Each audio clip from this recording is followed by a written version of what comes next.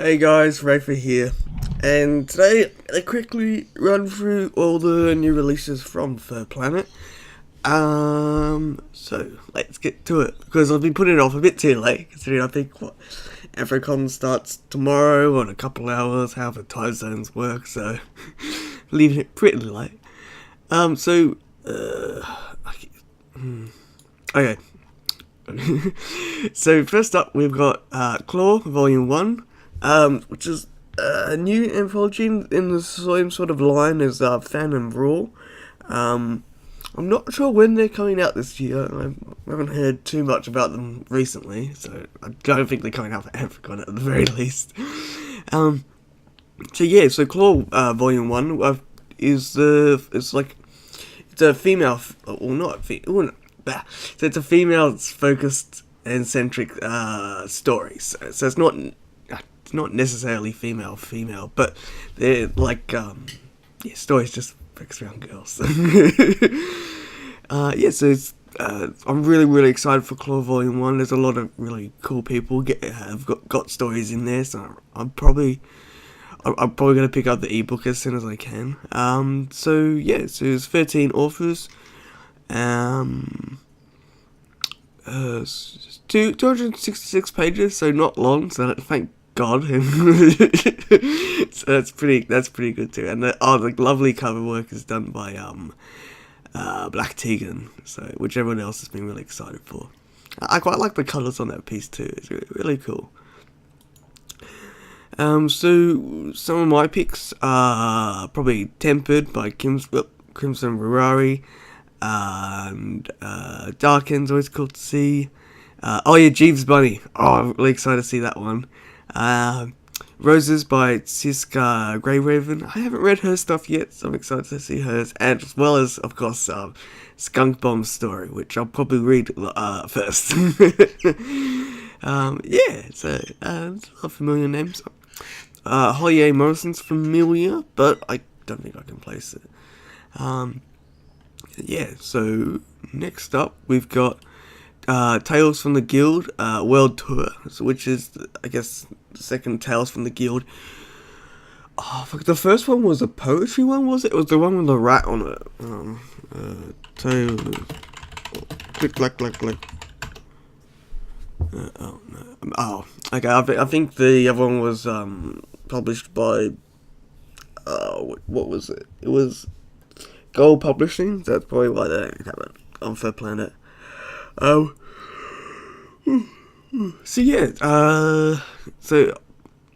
I think so Tales from the Guild has stories from authors that are from the Fairy Writers Guild. There's 8 stories in this one. And they're selected and edited by members of the Fairy Writers Guild. So it's more of a collaborative project brought out by them. So this one's all about, I can say not travelling, but more just different countries and such. So it's pretty cool. Like, I was pretty keen on getting it. Some people I like editors and co-editors. Like, I'd like to see. I wonder if I could pick out at least one story that was edited by Mikasa Wolf.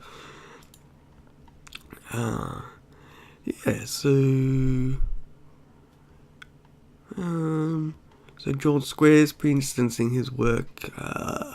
Don't think I've read anything by Corgi W. I'm not sure if Amethystos is who I'm thinking it is, but I could probably go check that out in my own time. Yeah. And that one's PG-13, and Claw's money, but this one's PG-13.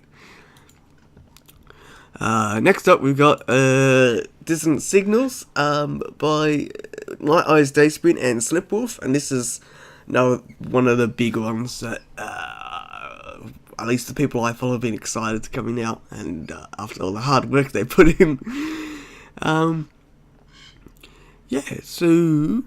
This one is obviously all about short story collection about what's it? Dystopian. There's 16 dystopian stories. I don't know how I forgot that. So again, this is another really cool one. Lots of authors I'm excited to read. Feora's story, which, you know, he says is really sad.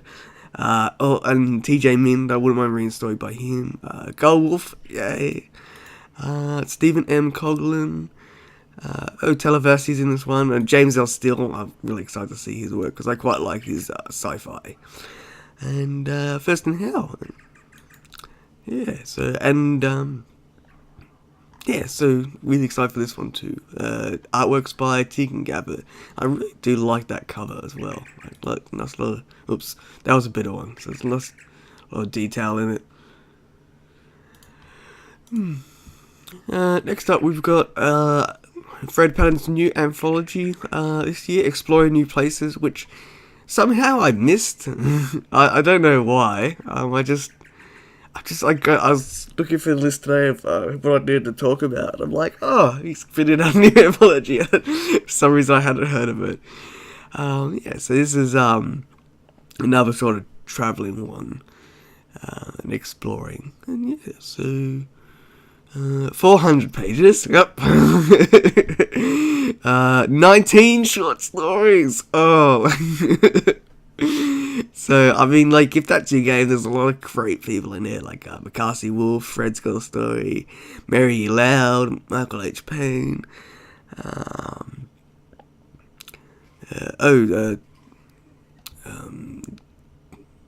James, are they the same people?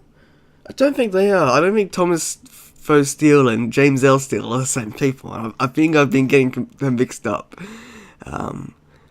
But hey, any story that's most likely set in Vietnam is pretty cool.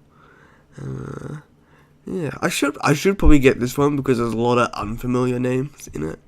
But yeah, I don't know if I'd have to set it a good week and just read it through it. Yeah, so cover art's by Demi Kua. I really love her style these days. Next up, we've got I think this is one of two Cat of Titles, comic art collections coming out this year. He always brings out a couple around AC. I think I got one of them year before last. That's it. So, yeah, so this one is male, female, and male, female adult scenes. Cat off, it's really amazing work. He's done the cover of the upcoming Raw. I guess they are coming out. So this comic collection, art collection, not comic collection. 68 pages. It's newly updated and remastered versions of Misplaced Virtues, and it's got a new ending to it. Yeah, so quite like his work. Nice style to it. Next up, we've got I'm not too familiar with. Okay, so I think.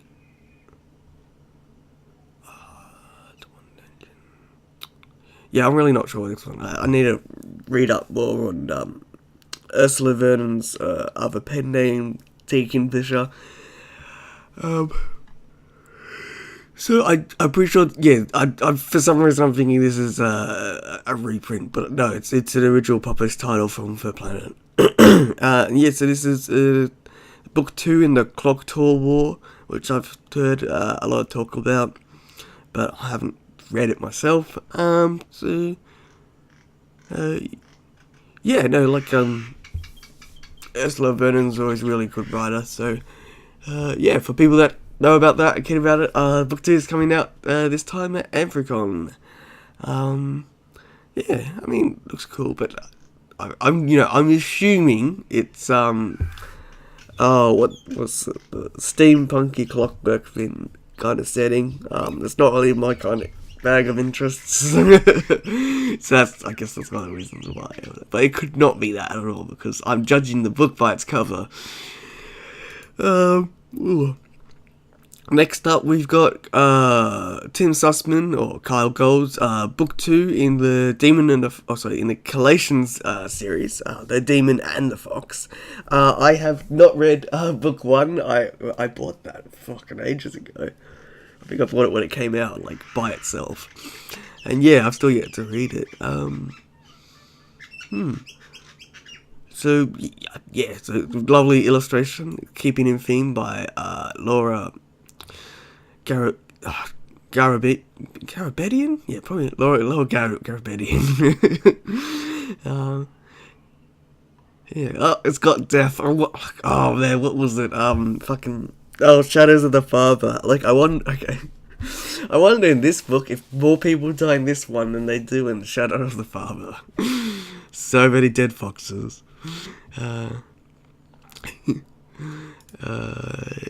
Next up, we've got Sap and Quino's 2018 volume. So if you're a fan of his artwork, it's coming out. It's 72 pages. He does. I'm not too familiar with his work, just more of his names, so I couldn't really say what his. I couldn't really say what theme he goes down, if he's more male female, male male, but I mean, judging by the cover, I would say it's it could go either way. It's pretty ambiguous. Yeah. But no, that's always cool. The Furplanet art books are really amazing. Oh, okay, so this is one I'm actually very excited for. It's this hardcover of Michele Light's art book that is coming out this year. I'd be really keen to like that, because I really like all the hardcover art books that Furplanet brings out, and I love Michele Light's work. Because it was 20. Was it just? Oh, where was it? Okay, so it's bugged out. Yes, in the past 20 years. So I'm really excited to get that one. So there's the soft cover for $24.95 of that. Raw Volume 9. Lovely illustration by Cat in this one. I really, really like that one. Apparently that's the Ghostbuster backpack thing. I think someone was saying that. I'm like, okay. So this one is about, the theme was resistance, resist. The theme was resist. Trying resistance. So 298 pages, 15 stories, amazing people like Watts Martin, Ryan Campbell, Casey Alpinus, Amy Fontaine. We got Bill Kiefer in here. Oops. And we've got Siska Grey Raven again. Another bunch of unfamiliar people, which is, I guess, is more reason to get it. I always like to get Raw and Fang, but I actually didn't get last year's, and I still need to get this year's, clearly. But they're always good. They're very they're a nice broad set of stories, both like Raw and Fang. I think I will say that, because I read halfway through Fan 7, or at least half the stories in that, and I think the theme was a bit too tight with the whole Vegas theme, because you ran up a little bit of some of the stories kind of treading the same path, but I guess it's kind of running the gambit. Here's the other Cat title, the Catology, Volume 2. This is a big art book, so $49.95, 218 pages, full color. Selecting illustrations. Okay, so content for the past about 10 years, and including copy stains 1 to 4, which I think they themselves are probably about 10 or 15. But I think they're about $15 going off the price of the standalone one. So that's, even though that seems high, that's pretty good considering what the combined total of what's included in the collection. Next up, we got Cinder Frost number 2. I think, when did 1 come out? Was it the year before last? I think, yeah, anyway, it's illustrated by Demicure.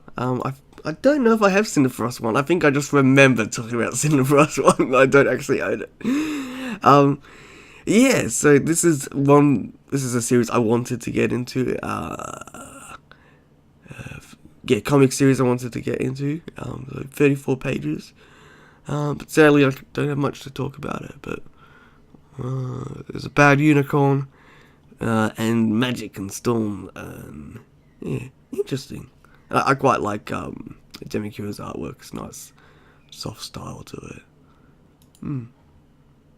And the font for the title, I like that as well. Yep, next up we've got Stoley Volume 4. I'm sorry, Stoley Art Volume 4. Vasuki States' 4th art book. I've got Volume 1, and it was really cute. And I wanted to get into like his work and then the whole mythos behind all his characters and their own stories and goings on stories and all that, and then like sadly I just didn't. It's just not enough time, but it was really cute, and I'm pretty keen to actually pick this one up just to delve back into his cute world of cute characters. And yeah, journey to the world of cute boys. He already knows about it. Collected a fairy art from 2017, last year, and Patreon works.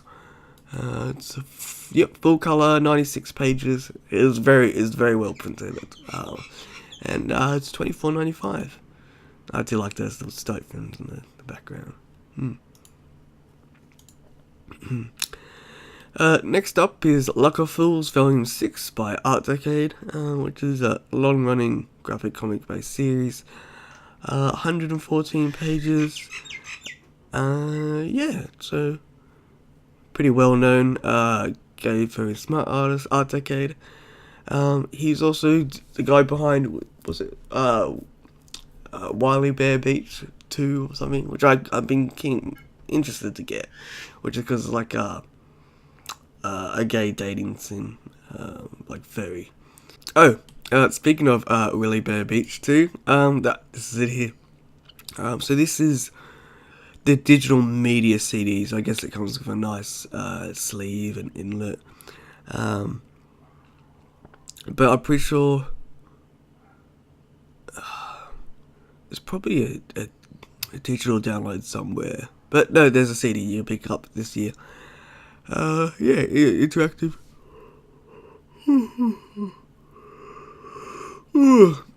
Visual novel. Yeah, as I said, I've been meaning to pick it up myself. There is a Willy Bear Beach 2. Which I don't think is needed to get on what's going on, but it might do. We got the Art Decade monthly collection for 2015, which was published this year, so there's something behind that. So collection of 86 full color images featured on the site in 2015, and they're no longer available online, so it's the best way to get them. Okay, that's cool. If you like his stuff, interesting cover. I quite like it. I don't mind his style. Next up we got Reunion. This is what I don't know about. It was by Wolfmaster and Tony by Ryu Manchin and Wolfmaster. So there's a sort of collaboration. Yeah, so it's 28 pages comic. It's bugged out again. There's no description on this. It's only $10. So I don't know what the word I was gonna say was, but no, I'd pick that up.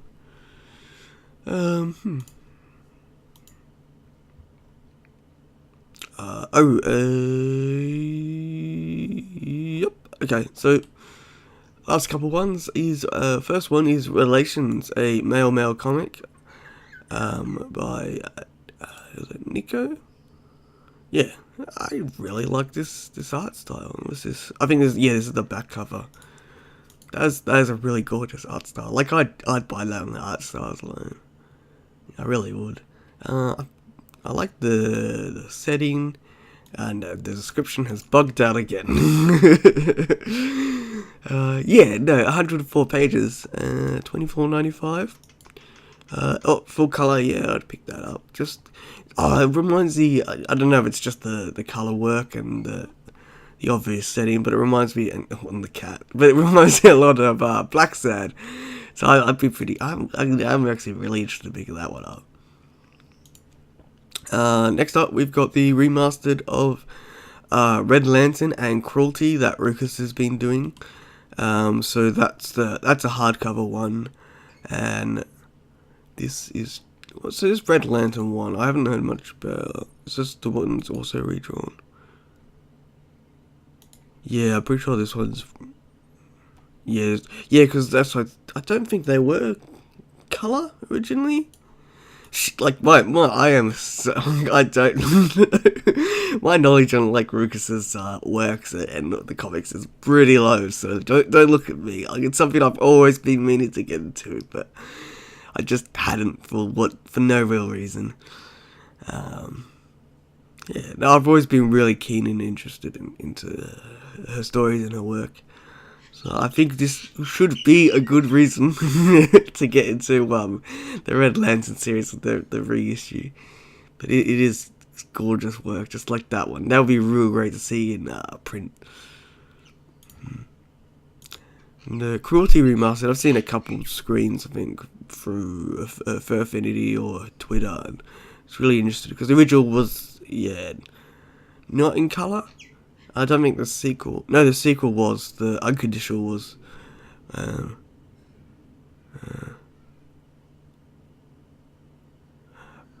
no, this one. Sorry. So this remastered collection contains the Unconditional sequel, featuring Reese and Marcus. So it's pretty cool. I didn't mind it. I think there was. Back in the day there was There was an audiobook reading of it on like the Furplanet feed, and I think Savrin was the Fennec. I'm vaguely remembering this. I'm pretty sure it's not online anywhere. But that was kind of cool. Yeah, I've been meaning to do a video on this, on the Cruelty and Unconditional series.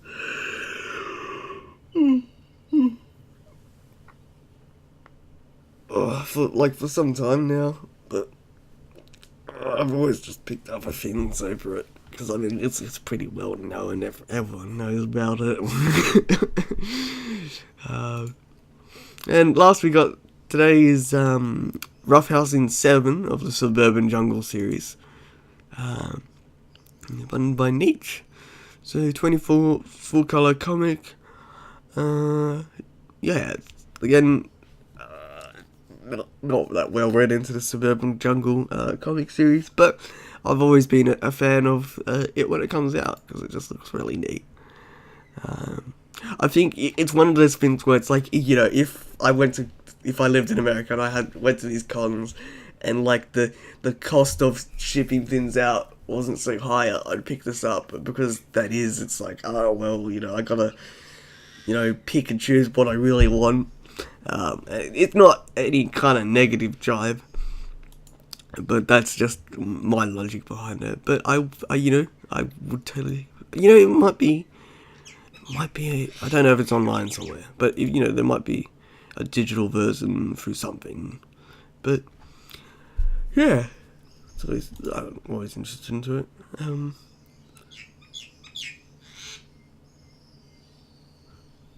That's right, because the Suburban Jungle was a long-running webcomic. That's right.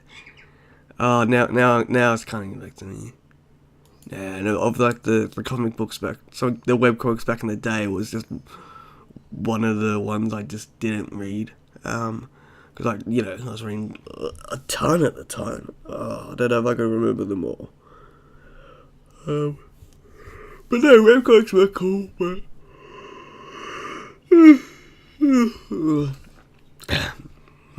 but yeah, so... Thanks, Bird. Yeah, so this year, totally stellar lineup coming out from Furplanet, and yeah, so they will all be available at their AC table this year, and many more, because I think they have 3 tables, so they have a lot of space, and they're right next to the Safe Wolf guys, so it's probably going to be pretty busy there.